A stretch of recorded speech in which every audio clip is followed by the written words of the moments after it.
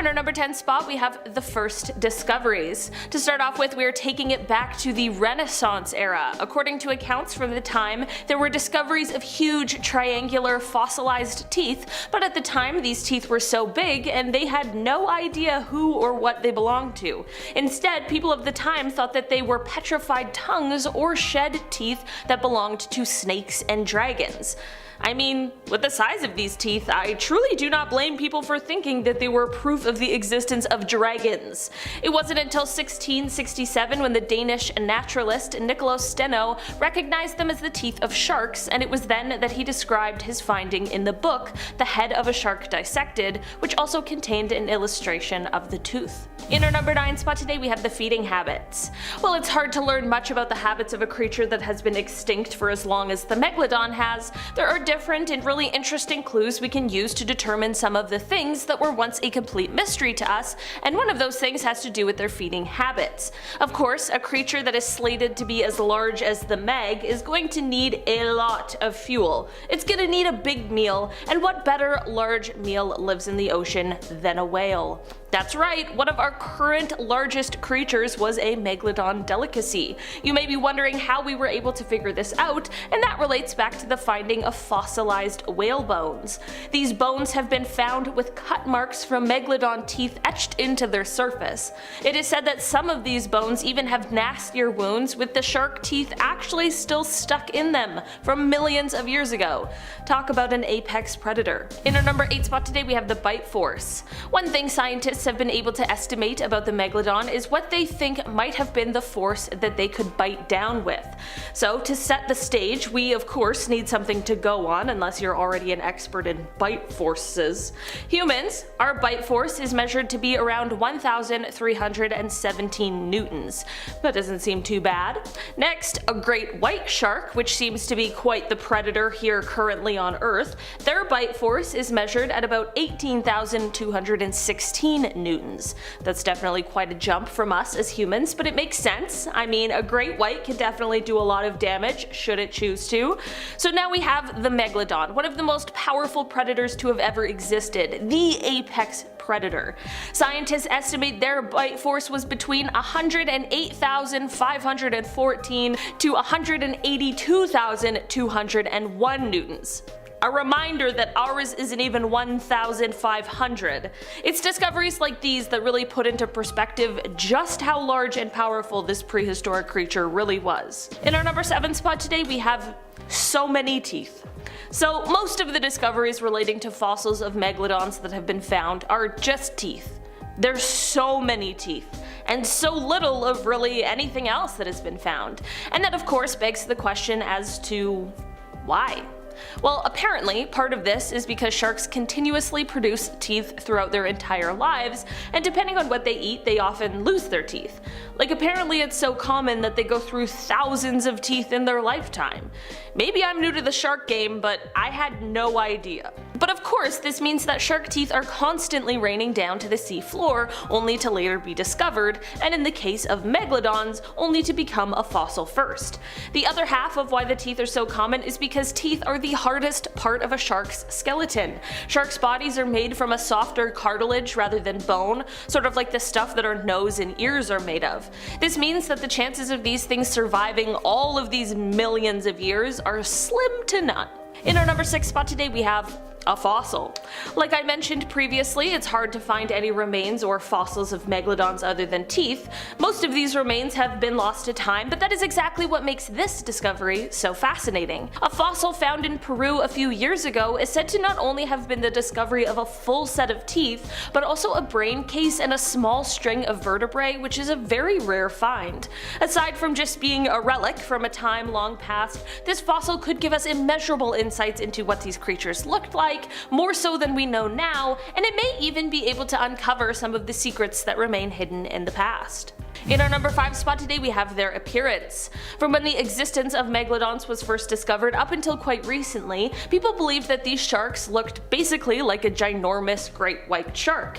Like most of us have seen Jaws, think of that shark. Or the 2018 classic The Meg, That's what people assumed they looked like.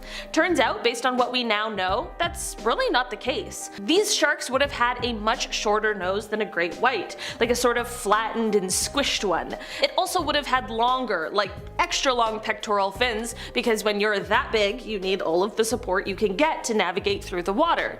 We thought that megalodons would look like great whites because we thought that they were related, but as it turns out, that isn't true. Megalodons actually come from a different lineage of sharks, and sadly, they were the last member of the lineage. In our number 4 spot today, we have ancestors. Speaking of the life and lineage of megalodons, let's take a look back at what we know about their ancestors. The oldest definitive ancestor of the Meg is a 55 million year old shark called Otodus obliquus.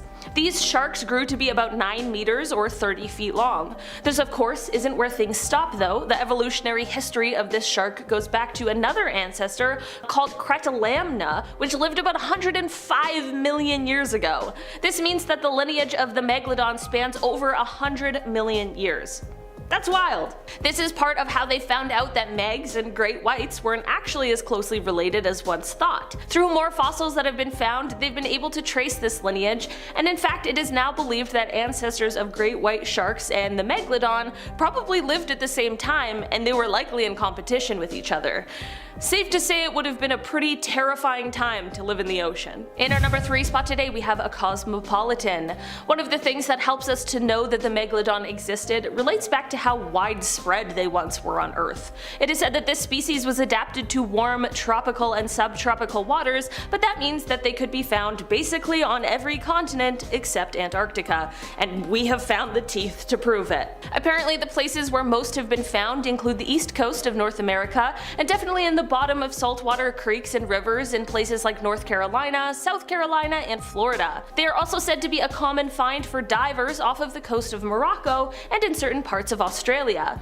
They're even sometimes found in the UK, but this is definitely more of a rare sighting there. This is all to say that this proves to us that this was a species that was clearly thriving during their time here on Earth. It can be hard to imagine these prehistoric creatures, but in the history of our planet, they really aren't that long gone. In our number 2 spot today, we have rings. One of the best preserved and most complete megalodon fossils or specimens finds its home in the Royal Belgian Institute of Natural Sciences Conservatories in Brussels.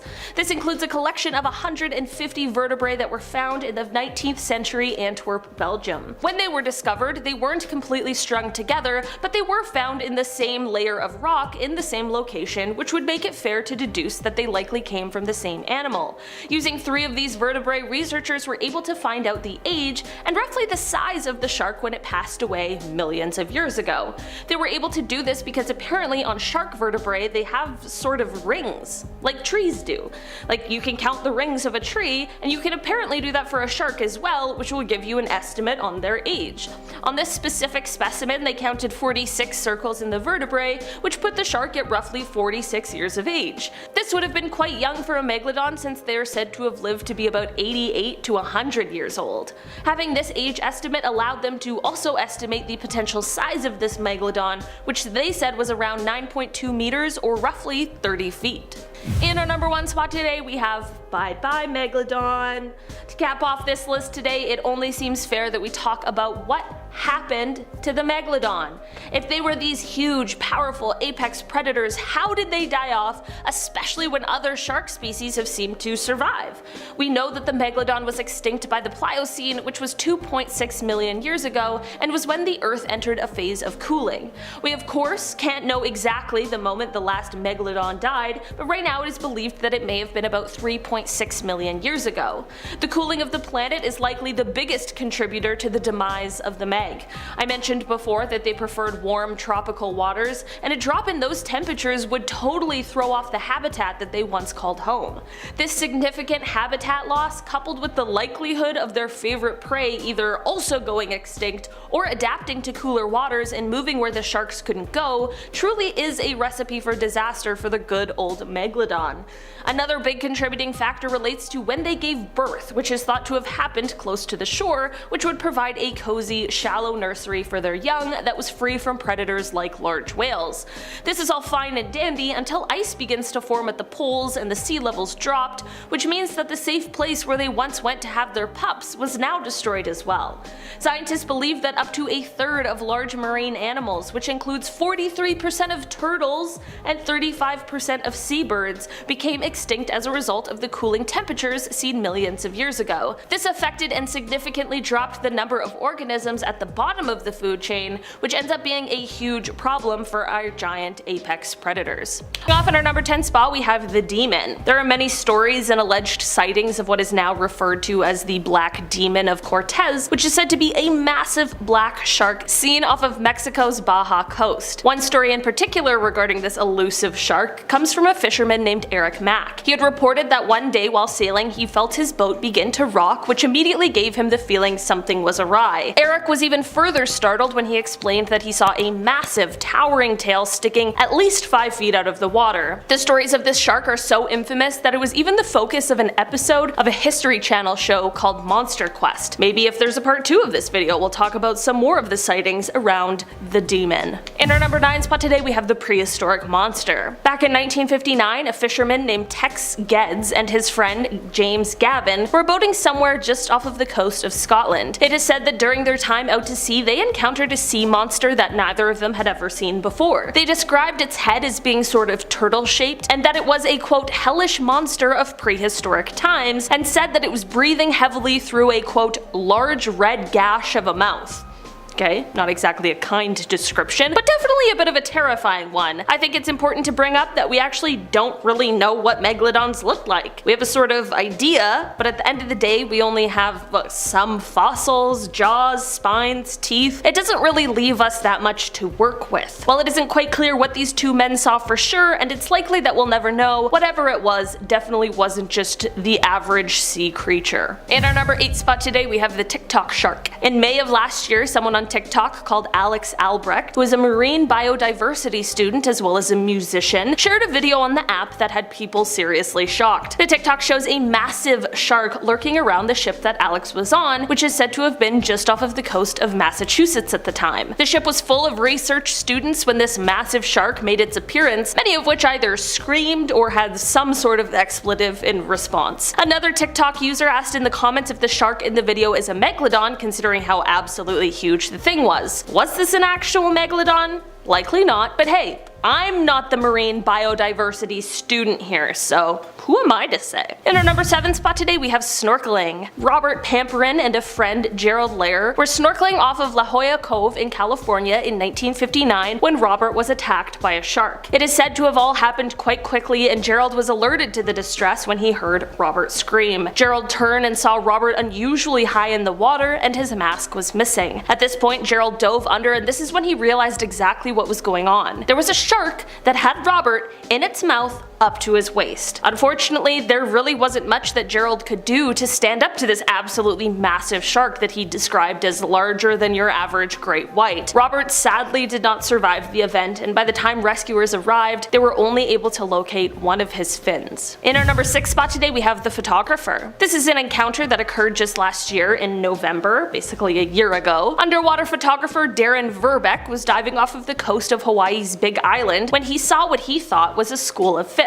He began to get closer, I mean the whole photographer thing, and as he got closer he started to think that what he was actually seeing was a tiger shark. He got even closer, and that's when he said, quote, "I kept looking at the head. I'm like, that is not a tiger shark." And it got closer and closer, and it just kept getting bigger and bigger. Darren continued to get closer to the shark and estimated it to be over 15 feet, which is definitely quite large. He explained that the shark was not acting in a threatening way, so he continued to take his photos and shot as much as he could before the massive shark decided to swim away. Experts explained that the shark was likely in the area because of humpback whales, and honestly, I don't want to see the shark that could take down one of those beasts. In our number 5 spot today, we have deep blue. This shark is in fact not a megalodon, I'll just be honest about that, but it definitely is a more modern contender. Deep blue is the name of a great white shark who is most definitely one of the largest ever recorded, at least in our lifetime. This colossal monster is the largest great white shark ever caught on camera by scientists. She is measured to be 20 feet long, 8 feet high, and about 2.5 tons. And while this isn't all that huge compared to her massive prehistoric cousin, it certainly is no small feat. Rumors of her existence have been spread since as far back as the 1990s, but it wasn't until 2014 that she was officially caught on camera and documented. Researchers at the time were in the midst of studying tiger sharks, but she made her grand appearance after scavenging some food from a sperm whale carcass nearby. In our number 4 spot today, we have the USS Indianapolis. This is a story that has been considered the worst shark attack in history, which is definitely a horrific thing to think about. In 1945, the USS Indianapolis was an unescorted US warship that was sailing in the Pacific when it was struck by a Japanese torpedo. This had no problem tearing the ship in two, which then meant that 900 sailors were now floating in the ocean waiting for rescue. Over the next 5 days, nearly 600 men lost their lives due to shark attacks. That's either a group of sharks or a few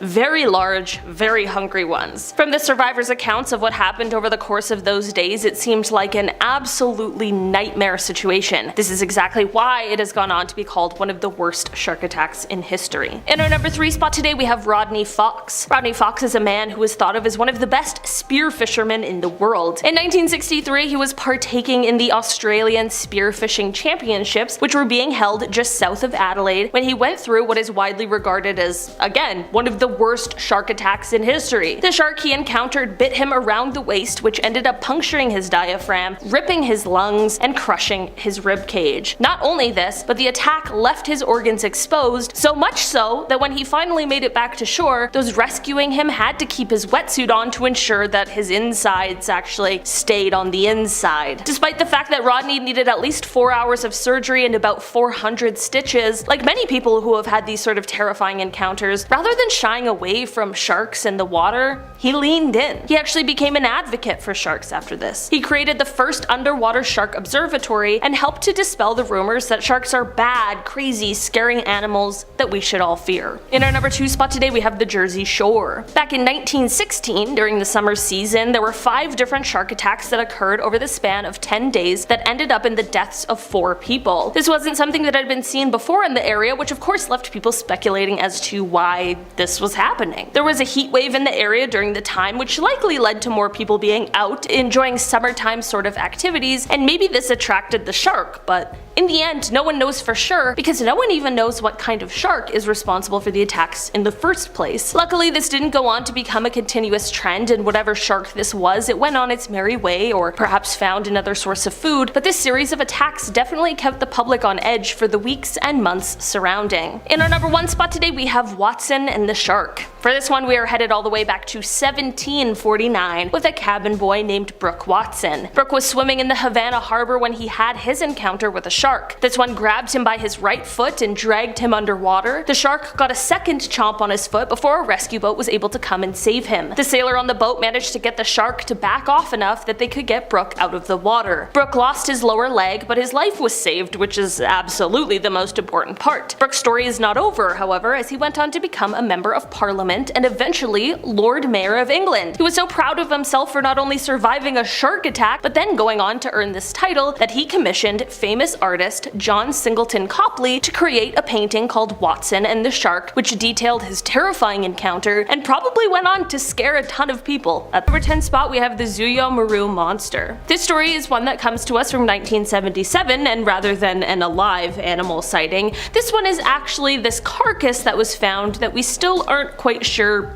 what it belongs to. The Zuyo Maru carcass was one that was found by Japanese fishermen near New Zealand. Because it was so unique, it was taken to be analyzed, and while many have speculated that it was a basking shark, that has never been confirmed or proven. Considering the fact that it was definitely shark-like, but just not quite clear as to what exactly it was, is definitely interesting. In our number 9 spot today, we have the sea creature. Back in both 1817 as well as 1819, there was a sea creature that visited the coast of Massachusetts, and it was seen by hundreds of people, but no one has been able to identify what it could have been for sure. The creature was said to be around 3 feet in diameter and around 50 feet long, and it is said that it moved similarly to how a whale or a dolphin might. The first sighting of this creature was when some fishermen spotted it, but the real panic began as the creature started to show itself closer to shore. To this day, some people swear that this was some sort of real sea monster, and others believe it was just a case of mass hysteria. What do you think? In our number 8 spot today we have the prehistoric monster. Back in 1959, a fisherman named Tex Geddes and his friend James Gavin were boating somewhere just off of the coast of Scotland. It is said that during their time out to sea they encountered a sea monster that neither of them had seen before. They described its head as being sort of turtle-shaped, and that it was a, quote, hellish monster of prehistoric times, and said that it was breathing heavily through a, quote, large red gash of a mouth. Okay, not exactly a kind description, but definitely a bit of a terrifying one. I think it's important to bring up that we don't actually know what megalodons looked like. We have a sort of idea, but at the end of the day we only have fossils, jaws, and spines, and that doesn't leave us that much to work with. While it isn't quite clear what these two men saw for sure, and it's likely that we'll never know, whatever it was definitely wasn't just your average sea creature. In our number 7 spot today we have Dr. Gru. When we think of the tales of sea monsters and myths, we often think of the many serpent-like creatures that just may be lurking underneath the water. This is definitely a common theme, and in the 17th century there was a botanist who came up with a sort of explanation for these sea serpent sightings. It's important to note that this botanist was a very legitimate scientist who really worked to change basically everything we knew about plant anatomy, so when he came forth with this evidence and explanation, it rightfully caught people's attention. Basically, he had this specimen, which was a sample of skin that he said was from some sort of seal, but that it had a neck just as long as the rest of its body. Of course, this would explain a whole bunch of sea monster sightings, but in the end, the skin sample ended up completely disappearing, making any confirmation of the story or the animal's existence completely impossible. I know a megalodon isn't necessarily supposed to look like a seal with a long neck, but who's to say for sure that it doesn't? In our number 6 spot today we have the shipwreck. Back in 1909, the French steamer La Seine was out to sea when it collided with the British India steamer the Onda. A shipwreck is never good, but this one was particularly bad as, in heavy fog, the French ship sank in just 2 minutes. This of course left people stranded in the water, and I mean, you can probably see where this is going. In the aftermath of this wreck, while waiting for the rescue, there were 101 people who lost their lives from shark attacks. That's a lot of people. That is either a lot of sharks or a very few large ones. I mean, none of us were there, so it's hard to say for sure, but whatever really happened here, it's an absolutely horrifying tragedy. In our number 5 spot today we have the kayak encounter. Ida Parker and Kristen Orr were kayaking off of the coast of Plymouth in 2014 when they encountered a shark. This is truly a nightmare scenario, and it must have been absolutely terrifying. The pair, however, had actually set off with the intention of seeing a great white shark, and while it's likely that this is exactly what they encountered, they definitely did not expect what happened next. The two had heard of rumblings of a shark in the area that had swallowed a seal in one gulp, and this is what sparked their desire to head out on this journey. While out there, however, the shark began to attack their kayaks. In the end, both of them made it out alive, and when their kayaks were recovered, one was found with a huge bite mark in it. In our number 4 spot today we have the oldest shark attack. Considering the fact that the megalodon is said to have been extinct somewhere over 2 million years ago, even evidence that seems ancient to us is a lot more recent than what our current understanding of their timeline here on Earth would suggest. That is exactly why the discovery of what is speculated to be the world's oldest evidence of a shark attack is very interesting. This discovery came by way of a 3,000-year-old human skeleton that is marked with different gashes and puncture wounds. It is said that because of the volume of wounds, it makes it slightly easier to tell the story of what happened. This is because while researchers first believed that perhaps the wounds were caused by metal weapons, this could not explain why there were so many in certain parts of the body. Another telltale sign is how this skeleton was discovered in Japan, which at the time of this person's life, there weren't really any metal weapons at that point in history in Japan, which ruled out this theory entirely. They were also able to rule out other terrestrial carnivores, and that's when they turned to marine life to look for some more answers. Because of the time it's been, we obviously don't know what creature was involved in this attack for sure, but with the mass amount of wounds found on the skeleton, it was likely to be something large and terrifying. In our number 3 spot today we have snorkeling. Robert Pamperin and a friend, Gerald Lair, were snorkeling off of La Jolla Cave in California in 1959 when Robert was attacked by a shark. It is said to have all happened quite quickly, and Gerald was alerted to the distress when he heard Robert scream. Gerald turned and saw Robert unusually high in the water, and his mask was missing. At this point, Gerald dove under, and this is when he realized exactly what was going on. There was a shark that had Robert in its mouth up to his waist. Unfortunately, there was not much Gerald could do to stand up to this absolutely massive massive shark that he described as larger than your average great white. Robert sadly did not survive the event, and by the time rescuers arrived, they were only able to locate one of his fins. In our number 2 spot today, we have the Jersey Shore. Back in 1916, during the summer season, there were 5 different shark attacks that occurred over the span of 10 days that ended up in the deaths of 4 people. This wasn't something that had been seen before in the area, which of course left people speculating as to why. There was a heat wave in the area during the time, which likely led to more people being out, enjoying summertime sort of activities, and maybe this attracted the shark, but in the end, no one knows for sure, because no one even knows what kind of shark is responsible for the attacks in the first place. Luckily, this didn't go on to become a continuous trend, and whatever shark this was went on its merry way, or perhaps found another food source, or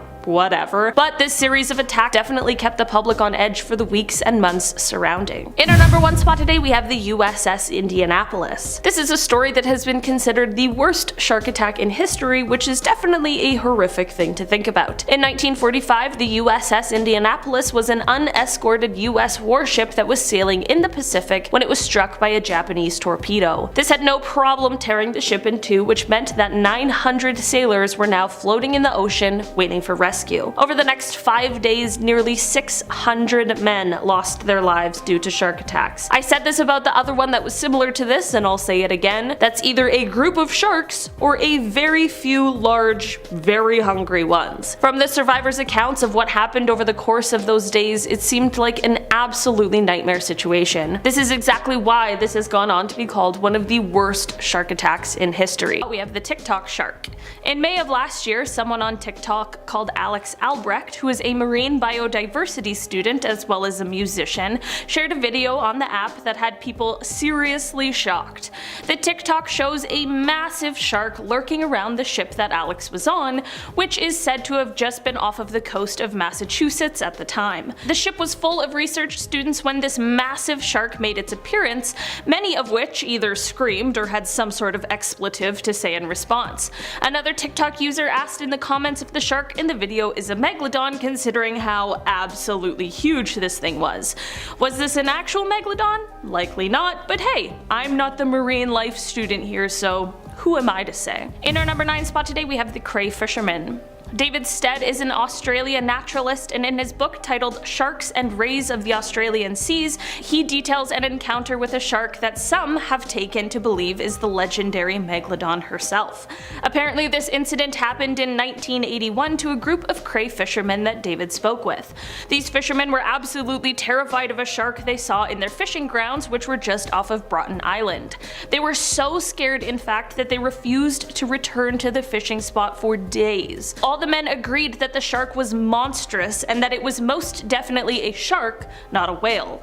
The men explained that they had never seen a shark of that size before, and considering how they were all seasoned fishermen who had all had their fair share of encounters with sharks, whales, and all of the terrifying things that the ocean has to offer, how frightened they were really did leave quite the impression. In our number 8 spot today, we have 2 specimens. This story comes from all the way back in 1869 when an Irish scientist headed out on an expedition to Seychelles. It is said that he went there to study fish, but man, he was not prepared for the specimens he would go on to study. It is said that he found one that was over 15 meters, which is already a whopping almost 50 feet, but the other one really took the cake. The second specimen it is said that he found was alleged to have been 23 meters long, which is a massive 75 feet. Since this was so long ago, there wasn't any official documentation of it, but if there had been, the second one would hold the record for being the largest ever recorded. That is absolutely wild. Seeing it is one thing, but imagine being able to actually study it. In our number 7 spot today, we have the sailors. This gigantic shark sighting is said to have taken place in the 1960s just off of the edge of Australia's Great Barrier Reef.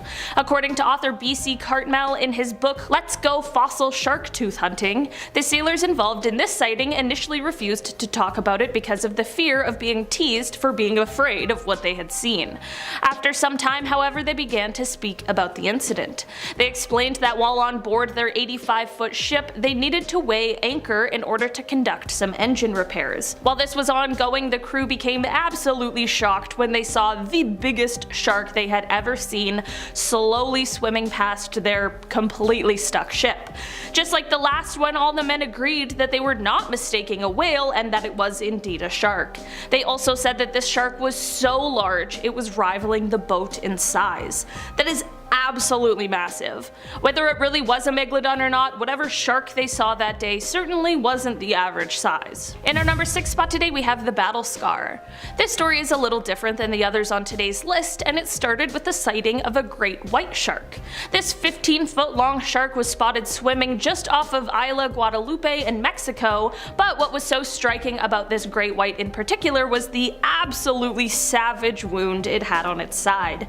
This huge bite mark had people speculating as to what in the world could have caused it. I mean, there aren't very many predators to great whites, so it's a pretty rare occasion to see such a huge bite mark right on the side of one, and people were doubting whether or not another shark would have done this to one of its own species. There definitely are reasons for why this could have been an attack from another shark, but of course people took this as a possible sign that maybe there's something bigger lurking in the waters. If the Megalodon somehow isn't actually extinct and just manages to evade any sort of confirmation of its existence, it certainly would need a ton of food to survive, which makes big fish like great whites a perfect snack.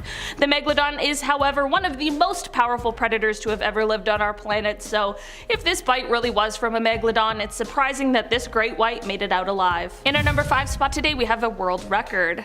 Basking sharks are known for being one of the largest fish in the ocean, and that is exactly why the largest one ever recorded was definitely something to write home about. In 1851, in the Bay of Fundy, which sits between New Brunswick and Nova Scotia here in Canada, a basking shark was caught in a herring net. This shark was measured to be at least 40 feet long, which is astoundingly large, and it certainly confused those who had caught it at first. I can imagine that they likely also thought that they had some kind of living fossil caught up in their net, but nope, instead they just set a new world record. In our number 4 spot today we have the demon. There are many stories and alleged sightings of what is now referred to as the quote Black Demon of Cortez, which is said to be a massive black shark seen off of Mexico's Baja coast. One story in particular regarding this elusive shark comes from a fisherman named Eric Mack.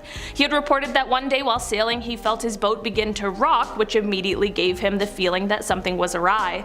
Eric was even further startled when he explained that he saw a massive towering tail sticking at least 5 feet out of the water. The stories of this shark are so infamous that it was even the focus of an episode of a History Channel show called Monster Quest. Maybe if there's a part 2 of this video we'll talk about some more of the sightings surrounding the demon. In our number 3 spot today we have Deep Blue. This shark is in fact not a Megalodon, but it definitely is a more modern contender. Deep Blue is the name of a great white shark who is most definitely one of the greatest ever recorded, at least in our lifetime. This colossal monster is the largest great white shark ever caught on camera by scientists. She is measured to be 20 feet long, 8 feet high, and about 2.5 tons, and while this isn't all that huge compared to her massive prehistoric cousin, it certainly is no small feat. Rumors of her existence have been spread since as far back as the 1990s, but it wasn't until 2014 that she was officially caught on camera and documented. Researchers at the time were in the midst of studying tiger sharks, but she made her grand appearance after scavenging some food from a sperm whale carcass nearby. In our number 2 spot today we have Bigger Than the Boat. Zane Grey is a man who is a novelist, and he is definitely best known for his adventure novels, but it is also said that he was a deep sea angler, and it was during one of his fishing adventures that his Megalodon sighting came. In the novel, which is titled Megalodon, Fact or Fiction, writer Rick Emmer speaks of this incident, saying that Zane claimed to have seen, quote, one of the man-eating monsters of the South Pacific. It is said that whatever kind of shark he saw, it was a shark that was much longer than his boat, which was somewhere from 30 to 40 feet. He also said that this shark was yellow and green, and that it had a few white spots. Most notably, however, he said that the shark had a massive square head, and that it had, quote, immense pectoral fins. This is all to say that whether he saw a Megalodon or not, whatever he saw was not just a harmless great white shark. What do you guys think? Perhaps a Megalodon sighting, or just one of the tall, exciting tales told by Mr. Gray. In our number 1 spot today, we have the Mariana Trench sighting. A few years ago, a video began circulating the internet and it shows a gigantic shark scouring the seafloor.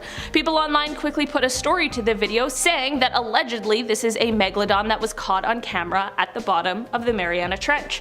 The creature is seen swimming over top of what is apparently an abandoned shark cage, and the video seems to be enough to have convinced many people.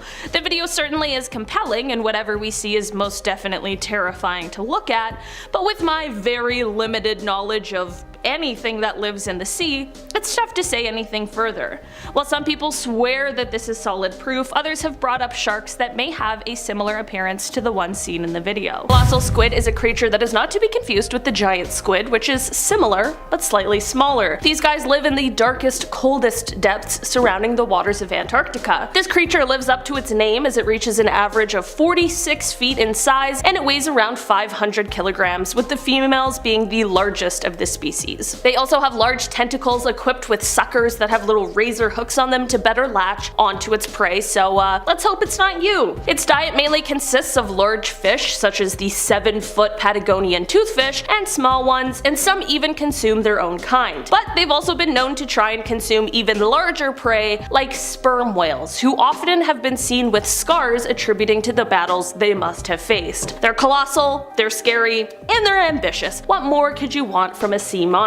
Only 2 specimens have ever been collected, with the second being found recently in 2014, so on top of how frightening they are, they're also extremely elusive. In our number 9 spot today, we have the scalloped hammerhead shark. These sharks of course belong to the hammerhead family, and the main feature is their oddly shaped heads. These guys are a coastal pelagic species, and their eyes and nostrils can be found at the ends of the tips of their head extensions. These sharks like to use the shore as a breeding ground, and their young have an incredibly high metabolic rate, which means that they need a ton of food or else they will starve. These guys are quite notable for their large and complex brains. They have quite high levels of cognitive capabilities, and they're often really socially intelligent. They have complex migratory patterns and habitat relationships, and they are very athletic and clever when it comes to capturing prey. Nothing better than a super smart, extremely hungry shark. Their brains are great for the species in a multitude of ways, of course, but especially in terms of reproduction. Because of their social intelligence, it helps them to seek out the fittest members of the species to procreate with. Unfortunately, as of this year, however, the scalloped hammerhead shark is now listed as critically endangered, with the main cause for the population decline being overfishing. They are overharvested because of their large size, as well as the fact that apparently their fins have a high fin needle content, and so they are sold for $100 to $120 US per kilogram. In our number 8 spot today, we have tiger sharks. Tiger sharks are a species of shark that are the only surviving member of their genus. These macro predators can grow to be quite large, reaching lengths of over 5 meters or 16 feet and 5 inches. They're usually found in tropical and temperate waters, and their tiger name comes from the dark stripes that can distinctly be seen running down its body, although these marks do fade as the sharks mature. Tiger sharks live mostly solitary lives, and they are nocturnal hunters. They are well known for having quite the variety of prey, which includes crustaceans, fish, seals, birds, squid, turtles, sea snakes, dolphins, and even other smaller sharks. Unfortunately, these sharks are nearing a point of being a threatened species due to finning and fishing by humans, but it is thought that the Bermuda Triangle might be home to a secret sort of breeding ground for these guys. Hopefully, if this is the case, we can find a way to help protect the area so that the species can once again thrive. After the great white shark, tiger sharks are the second in line when it comes to the most recorded fatal attacks on humans, but although that sounds terrifying, these events are extremely rare. I learned that from the documentary that I watched. In our number 7 spot today, we have the deep sea lizardfish. Deep sea lizardfish are a small family of deep water fish who are related to the telescope fish. These guys have flat heads and curved, barbed teeth, and they grow up to 78 centimeters or 31 inches in length, which makes them a pretty moderately sized fish. They prefer to stay at depths of 1,600 meters or 5,200 feet, and they're actually one of the world's deepest living apex predators. These lizardfish are known to eat anything that comes their way, including other fish of their own kind. Despite the lack of light in the depths of the ocean, these guys have really large eyes and pupils, and their vision is actually really important for their prey detection, as their well-developed eyes allow them to see any residual or bioluminescent light. Not a lot is known about their reproduction habits, but one thing that is known is that deep-sea lizardfish have both male and female reproductive organs, which is thought to be an adaptation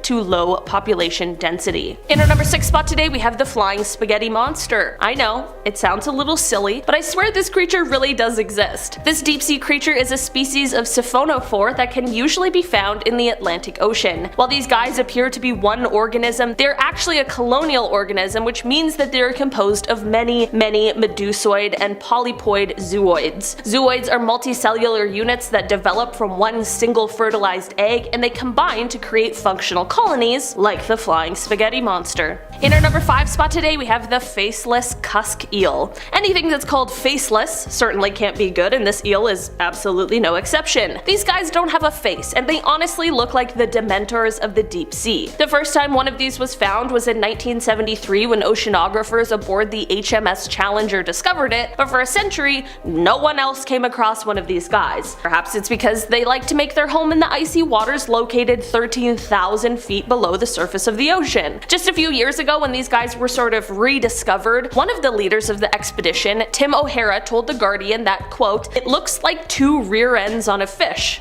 Really. Apparently, the mouth of these guys sits underneath its body and can extend out to catch food before disappearing back inside its own body. It's kinda cool, kinda gross. In our number 4 spot today, we have the fangtooth fish. The fangtooth fish has a mouth full of razor-sharp teeth, perfect for clutching just about any size of prey in its jaw. That's right, any size. They live in the deepest parts of the ocean, the deepest having been recorded around 16,000 feet. That is until they just so happen to feel like migrating up to the surface for a little vacation. Unlike a lot of other deep-sea dwellers, fangtooths do not have any bioluminescent organs to attract their prey. That is because they're not the sit and wait kind of predator, and instead they seek out their lunch using their excellent sense of smell. They are more active than most deep-sea dwellers and heavily rely on any light that may sink into their dark home. In our number 3 spot today, we have the Pacific viperfish. The Pacific viperfish can be found at different areas in the ocean, depending on the time of day. They usually like to stay in the baffle zone, which is about 100 meters to 400 meters below the surface of the ocean, but during the nighttime, they will sometimes rise up into much shallower water because there is more food for them to eat. It's easy to pick out which fish is a viperfish because of the fact that its jaw is sticking out forward, and then they have those extra long pointy teeth. The Pacific viperfish is predatory and mostly eats other fish, but it will also chow down on crustaceans, plankton, and shrimp. This fish can grow to be about 1 foot long, and they are considered one of the most aggressive fish for their size. I know it's only 1 foot long, but hearing how vicious it is, coupled with how ugly it is, and I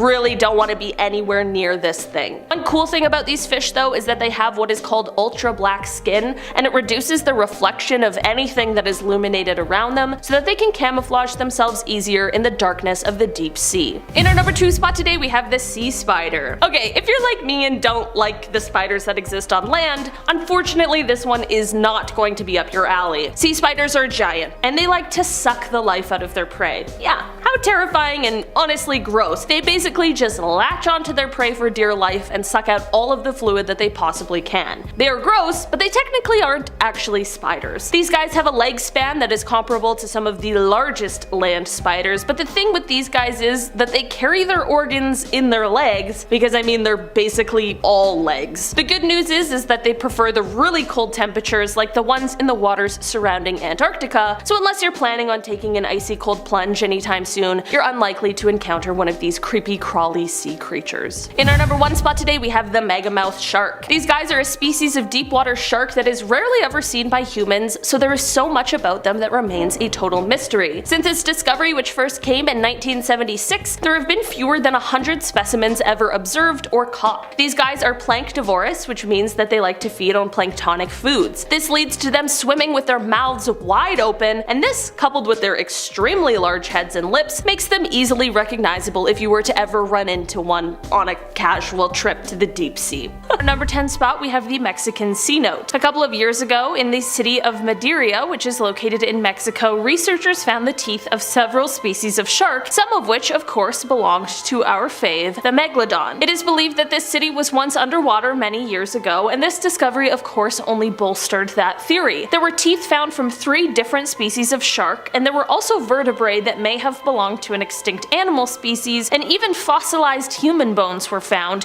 which makes it clear that there is quite a rich history in this area. This discovery actually came after a photographer was looking at the wall of a cave and noticed something strange. This strange looking thing ended up being a tooth that once belonged to a saw shark. Hopefully with further analysis of the area we can find more about what once called that place home and where that fits in the history and timeline of our planet. In our number 9 spot today we have the South Carolina discovery. Back in 2020 a woman was walking the beach in South Carolina when she spotted a gray chunk sticking out of the sand. She suddenly realized that this was a tooth, and it was a lot larger than any she had seen before. She ended up taking a video as she found the tooth, which she ended up posting to Facebook, and according to her, the tooth was about 5.75 inches and weighed about 15.9 ounces. The area where she found the tooth was a coastal one in South Carolina, which was once the sea floor millions of years ago. The mud in the area is said to be quite the hotspot for finding ancient megalodon teeth and other incredible treasures. After the find, the woman was rightfully shocked, saying, quote, "The tooth is just incredible and it's mind-boggling that we now have a fossil on our mantle that is 3 to 5 million years old. Just wild." I mean, can we blame her? Not even the age, but how it's the fossil of the largest marine predator of all time. Pretty dang cool to say the least. In our number 8 spot today we have the seashell hunt. Back in July of 2019, a man was out walking with his family and their dog on the shores of Ocean Isle Beach when he saw something sticking out of the sand. You likely already know where I'm going with this. It is no surprise this was an almost 6-inch tooth that once belonged to a megalodon. The tooth itself of course is impressive, but so was the striking black root seen on the end. The family was apparently in the midst of searching for seashells, which is what led them to the tooth in the first place. In the low tide they could only see the black root, but thankfully they took the time to flip it over,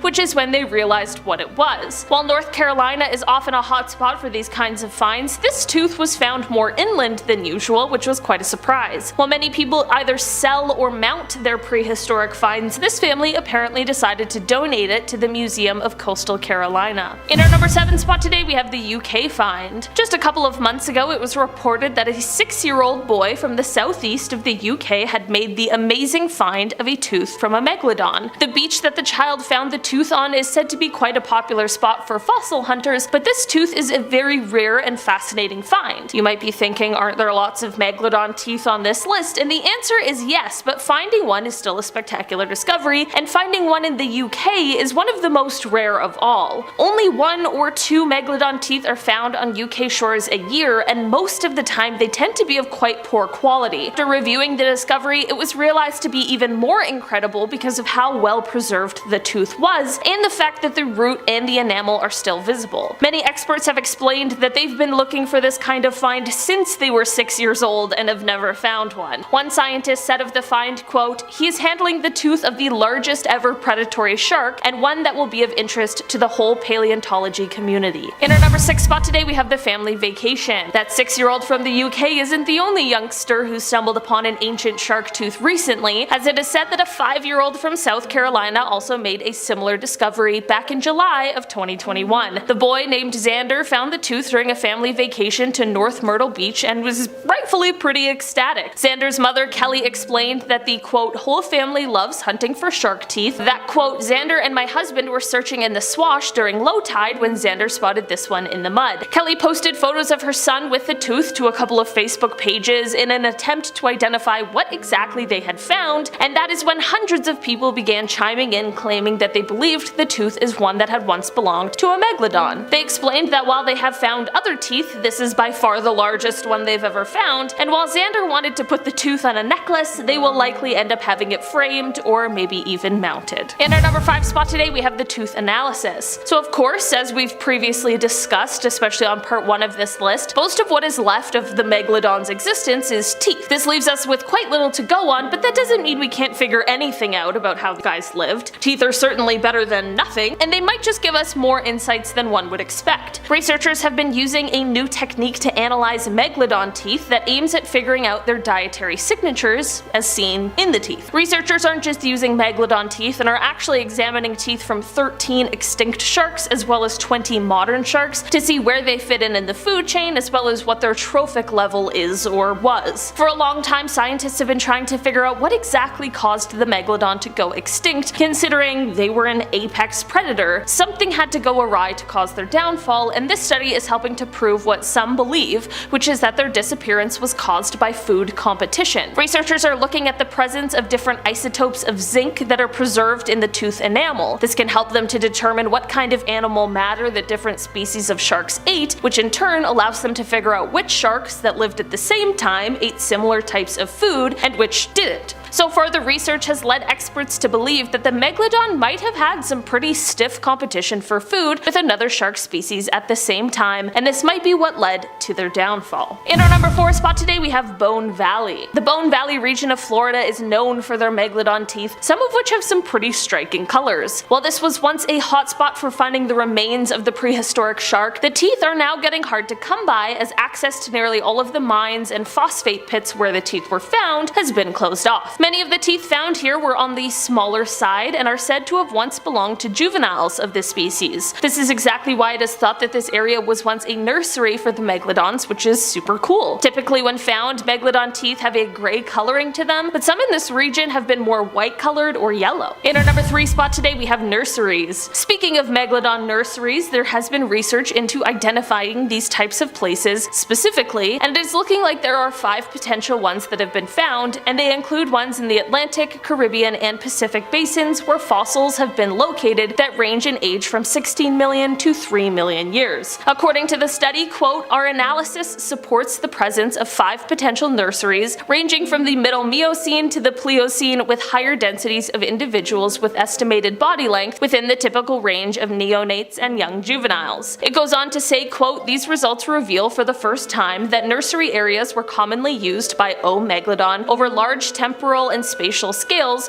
reducing early mortality and playing a key role in maintaining viable adult populations." This just shows us that these areas were extremely important for the species in order to feed and protect the younger members, just like how modern sharks do the same sort of thing. In our number 2 spot today, we have the downfall. Like any scientist who studies the megalodon, there is also the pressing question of how did these guys end up extinct? What really drove them there? It is something that we have some really good theories and hypotheses about, but no one can yet say for certain. Those same scientists who are studying the megalodon nurseries, however, are also explaining why these nurseries could potentially have been one of the things that led to their downfall. In the same study, speaking about these 5 potential nurseries, they also explained that, quote, "Ultimately, the presumed reliance of O. megalodon on the presence of suitable nursery grounds might have also been determinant in the demise of this iconic top predatory shark. Our planet has changed a lot, and it is possible that these areas that they really relied on to help nurse their young into adulthood began disappearing thanks to the changing climate of the Earth. At this point, it is just another contender for real cause of the extinction of the megalodon, but it is certainly a compelling argument. Although the megalodon didn't survive up until these modern times, sharks as a class of animals have been able to survive all 5 global extinction events, which is absolutely incredible. In our number 1 spot today, we have the supernova theory. Okay, to cap off our list today, we have one more theory as to how the megalodon may have gone extinct. The theory was published by 3 researchers in the Scientific Journal of Astrobiology, and basically it suggests that it could be possible that, quote, "one or more supernova about 2.6 million years ago may have been the leading cause of a mass extinction of a large number of marine megafauna, which of course would include our buddy the megalodon." This theory claims that an increase in radiation from these cosmic events may have been strong enough to have a drastic effect on marine life. In a statement, one of the scientists associated with the study said, quote, "Imagine the great white shark in Jaws, which was enormous, and that's the megalodon, but it was about the size of a school bus. They just disappeared about that time, so we can speculate it might have something to do with the muons. Basically, the bigger bigger the creature is, the bigger the increase in radiation would have been. They went on to say that the radiation from exploding stars, which could have been as close as just 160 light years away from Earth, may have been too much for our atmosphere and the creatures that lived here at the time to handle. While water shields a good amount of radiation, the scientists claim that it can't block the muons. The researcher also said, quote, creatures that are used to being almost isolated from radiation